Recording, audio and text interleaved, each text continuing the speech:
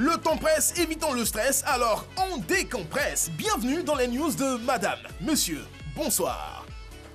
Insolite, une caissière trop généreuse. La caissière d'un supermarché situé près de Bordeaux en France passait son temps à aider ses amis en difficulté financière. À sa caisse, ses amis payaient toujours moins cher. Par exemple, quand leur course coûtait 1600 € environ, 1 million de francs CFA, elle s'arrangeait pour qu'ils payent 50 € seulement, environ 32 000 francs CFA. Elle a tellement aidé les gens que les caméras de surveillance du supermarché l'ont repérée. La caissière trop généreuse a été condamnée à 60 heures de travail d'intérêt général. Donc, comprenez qu'on a toujours des Robin des Bois en cette année 2018. Abidjan, il préfère sa voiture. Lucti, 54 ans, est un homme à l'abri du besoin. Ses parents lui ont laissé un héritage conséquent qui comprend notamment des maisons. Ses logements sont en location et rapportent beaucoup d'argent. Marié et père de famille, Luc passe son temps à entretenir ses voitures, ses grosses cylindrées anglaises. Il y met tout son temps, son énergie et son argent. Cette passion dévorante l'a éloigné peu à peu de sa femme.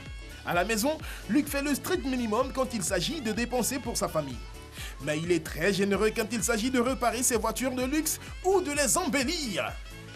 Love, il la demande en mariage et tente de l'étrangler. C'est l'histoire d'un jeune homme de Saint-Malo en France. À peine sorti de prison, l'homme a demandé sa compagne de 51 ans en mariage. Ensemble, les futurs mariés ont fêté l'événement en débouchant plusieurs bouteilles d'alcool.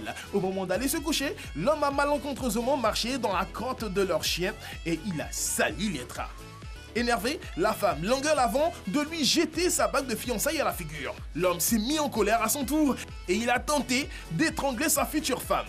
Comme il n'a pas pu, il lui a juste cassé le nez. Le fiancé bagarreur vient d'être condamné à 17 mois de prison ferme et a rejoint immédiatement après la fin de l'audience la maison d'arrêt qu'il avait quittée 15 jours plus tôt.